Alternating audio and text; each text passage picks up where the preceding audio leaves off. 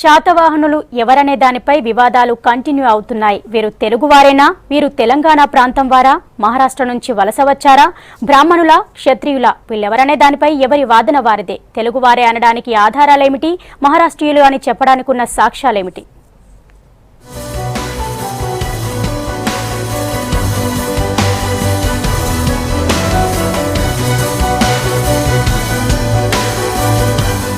శాతవాహనుల వంశస్థాపకుడు సీముకుడు. వీరి పాలనా కాలం క్రీస్తుపూర్వం 221 నుంచి క్రీస్తుపూర్వం 218 వరకు ఉంది. శాతవాహనుల రాజుల పాలనా కాలంలో చాలా తేడాలున్నాయి. సుమారు 400 ఏళ్లు శాతవాహనులు పాలించినట్లు చారిత్రక ఆధారాలు బట్టి తెలుస్తోంది. 30 మంది వరకు శాతవాహన రాజులు పరిపాలన చేసినట్టు మత్స వాయు పురాణాధారాలతో తెలుస్తోంది. మీరు ఏ పురాణాలు చూడండి, 18 పురాణాలు ఉన్నాయి మనకు. 5 పురాణాలు ఈ రాజవంశాల విషయాన్ని చెప్తాయి. ఏ పురాణాలు?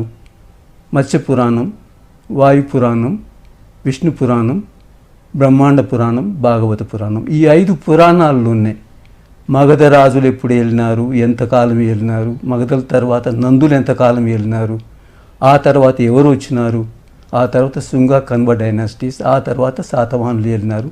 ఈ అన్ని విషయాలు. శాతవాహనుల్లో చెప్పుకోదగిన రాజు గౌతమిపుత్ర శాతకర్ణి. ఇతను 23వ రాజు. ఆయన హయాంలోనే రాజ్య విస్తరణ బాగా జరిగింది. దక్కన్ ప్రాంతాన్ని పూర్తిగా తన పాలన కిందికి తెచ్చుకున్న రాజు ఆయనే. కొన్ని నాణాలు, నాసిక్ శాసనాల ఆధారంగా వీరు ఎవరు, ఎక్కడి వారనే విషయాలు తెలుస్తున్నాయి. గౌతమి బాలశ్రీ ఆమె ఒక శిలాశాసనాన్ని ఎక్కడ వేయించింది? నాసిక్లో ఉన్నది. ఆ నాసిక్లో 23 కుమారుడు 23వ వాడు. అదే గౌతమిపుత్ర శాతకర్ణి వీళ్ళందరూ కూడా కేవలం దక్షిణానికే ఉన్నారు. ముఖ్యంగా గుజరాత్ ప్రాంతం, సౌరాష్ట్ర అంటే ఆ మిక్కి పోలేదు. యావత్ భారతదేశాన్ని పరిపాలించనడం అది చాలా పొరపాటు. శాతవాహనులు తెలుగువారేనని కొందరి చరిత్రకారుల వాదన. అందులోనూ వారు తెలంగాణ ప్రాంతానికి చెందిన వారని అంటారు మరికొందరు చరిత్రకారులు. పాత కరీంనగర్ జిల్లా కోటిలింగాల వీరి రాజధాని అని, అక్కడ దొరికిన నాణాలు, ఆధారాలను బట్టి వీరి తొలి రాజధాని కోటిలింగాలగా చెబుతారు. శాతవాహన వంశస్థాపకుడు సీముకుని నాణాలు కూడా కోటిలింగాలలో దొరికాయి. దీంతో వారు తెలంగాణ వారేనని గట్టిగా వాదిస్తున్నారు రాజిరెడ్డి. ఆ తర్వాత వీరు అమరావతికి వెళ్లారని అభిప్రాయపడుతున్నారు. ఒకటి, శాతవాహన రాజవంశం పుట్టింది తెలంగాణ గడ్డ మీద. 150 సంవత్సరాలు, 200 సంవత్సరాల నుంచి శాతవాహన నాణ్యాలు మనకు దొరుకుతున్నాయి.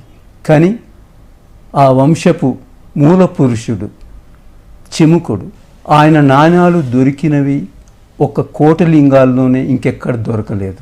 తర్వాత మనకు పురాణాలు చెప్తాయి శాతవాహనులు అంటే ఆంధ్రభృత్యాస్ అంటారు, సర్వెంట్స్ ఆఫ్ సంబడి.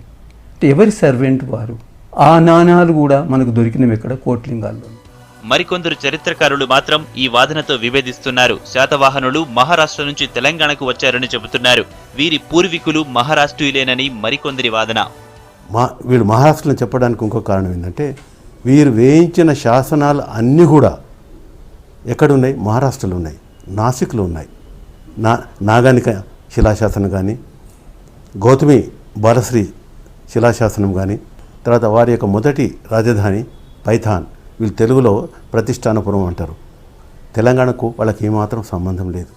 శాతవాహనుల రాజుల కులంపైన, ప్రాంతంపైన కూడా భిన్న అభిప్రాయాలు ఉన్నాయి. ప్రముఖ చరిత్రకారులు హనుమంతరావు వీరిని ఆర్యులని అంటారు. ఆర్ఎస్ బ్రహ్మ మాత్రం వీరిని ఉత్తర భారతదేశం నుంచి వలస వచ్చి దక్షిణ భారతదేశంలో స్థిరపడ్డారని అన్నారు. ఇక్కడ తెలంగాణలో నాణ్యాలు ఎక్కువ దొరికిన మాట వాస్తవం. ఎందుకు దొరికిందంటే ఆటవిక ప్రాంతం, బీద ప్రాంతము, ఇక్కడ నగరీకరణ జరగలేదు. అదే మహారాష్ట్రలో ఉన్న ప్రాంతాలు మొత్తం కూడా, ఇది పైథాన్ కానీ, నాసిక్ కానీ, నానాగఢ్, ఈ ప్రాంతాలు నగరీకరణ జరిగిన తర్వాత ఆ ప్రాంతాలను మొత్తం ఎత్తుంటే కొత్త కొత్త త్రవ్వకాలు జరిగి ఇల్లు ఏర్పడ్డాయి. ఆ త్రవ్వకాలలో ఆ రోజులలో కొన్ని వేల నాణ్యాలు దొరికినాయి. అవన్నీ ప్రజలు కరగబెట్టారు. అంతేగాని ఇప్పుడు ఇక్కడ దొరుకుతున్నాయి, అక్కడ దొరుకుతున్నది చాలా పొరపాటు. ఇది శాతవాహనులు మొదట మౌర్యులకు సామంతులుగా పనిచేశారు. అశోకుడు వేయించిన 13వ శిలాశాసనంలో వీరిని ఆంధ్రులని పేర్కొన్నారు. ప్రొఫెసర్ మిరాషి మాత్రం వీళ్లను మహారాష్ట్ర, విదర్భ ప్రాంతానికి చెందిన వారని చెబుతున్నారు. ప్రముఖ చరిత్రకారులు విఎస్ స్మిత్ కూడా వీరిని ఆంధ్రులని చెప్పారు. శ్రీనివాస్ అయ్యంగార్ మాత్రం వీరిని మహారాష్ట్రులుగా వివరించారు. శాతవాహనులు ఆంధ్రభృత్యులు అని పేర్కొనబడింది. వీరు మౌర్యుల కాలంలో సామంతరాజులుగా ఈ ప్రాంతాన్ని పరిపాలించిండు అని అంటారు. ఇది చాలా శుద్ధ అబద్ధం. అశోకుడు వేయించిన 13వ శిలాశాసనం వీళ్ళు చదివినారా? ఆ శిలాశాసనంలో ఏముంటుందంటే, ఆంధ్ర ప్రాంతం అశోకుని యొక్క సామ్రాజ్యంలో ఒక ప్రాంతం అని మాత్రమే ఉన్నది. అందులో ఏమాత్రం శాతవాహనులు కానీ సీముఖులు కానీ ఎవరి పేరు లేదు. మత్స్య, వాయు, భగవతి, బ్రహ్మాండ పురాణాల్లో కూడా శాతవాహనుల ప్రస్తావన ఉంది. అంతేకాదు గుణాఢ్యుడు రాసిన బృహత్ కథ, హాలుడు రాసిన గాథ సప్తశతి వంటి గ్రంథాలు కూడా శాతవాహన రాజుల గురించి తెలియజేస్తున్నాయి. అప్పటి మనము లిటరీ వర్క్స్ చూడండి, హాలు గతా సప్తశతి ఉంది, తర్వాత గుణాఢ్యుని రచనలు ఉన్నాయి. వాటిలన్నింటిలో కూడా అప్పుడు ఏముందంటే ప్రాకృత భాషలో ఉండేది. ఎందుకంటే మనము సగము 3వ భాగము భారతదేశాన్ని ఏలిన రాజవంశం. అప్పుడు మౌర్యుల తర్వాత మనం వచ్చినాము తెలంగాణ గడ్డ మీద శాతవాహన రాజవంశం. అప్పుడు వచ్చినప్పుడు ఏంటంటే మౌర్యులు కానివ్వండి, నందరాజులు కానివ్వండి, మగధ రాజులు కానివ్వండి, వాళ్ళు వాడిన భాష ప్రాకృత భాష. శాతవాహనుల రాజ్యంలో తెలుగు ప్రాంతంతో పాటు మహారాష్ట్ర, గుజరాత్, మధ్యప్రదేశ్, తమిళనాడు, ఒడిశా, బీహార్ ప్రాంతాలున్నాయి. కొన్ని శాసనాల్లో గౌతమిపుత్ర శాతకర్ణి ఏక బ్రాహ్మణుడని పేర్కొన్నాయి. దీంతో వీరు క్షత్రియుల, బ్రాహ్మణుల అన్న దానిపై భిన్న వాదనలున్నాయి. శాతకర్ణ పాలనలో వర్ణ సంకరం కాకుండా చూశాడని కూడా చెప్తారు. ఎంత గొప్ప రాజవంశమో మీకు తెలుస్తుంది. 1 BC అప్పుడు ప్రపంచంలో ఏ రాజులు ఎక్కడ ఏలినారు అనే ఒక world historical map Princeton and Oxford university ఇచ్చేసినారు. అంటే 1 BCలో శాతవాహనులు 3వ వంతు భారతదేశాన్ని ఏలిన రాజవంశం అది. తర్వాత 200 ADలో కూడా అదే వరల్డ్ హిస్టారికల్ మ్యాప్స్ సగం భారతదేశాన్ని ఏలిన రాజవంశము శాతవాహనులు.